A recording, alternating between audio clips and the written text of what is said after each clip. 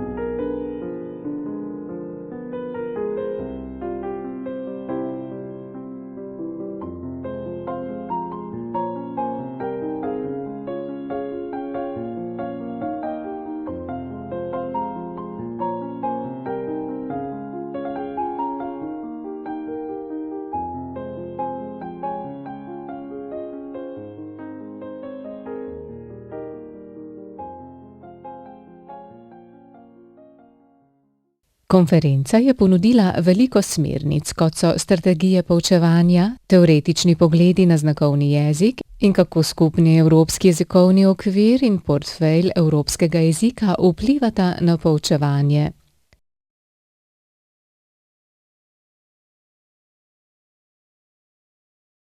Njihove prakse in izkušnje lahko pripomorejo k nadaljnjim izboljšavam poučevanja in raziskovanja znakovnih jezikov po Evropi.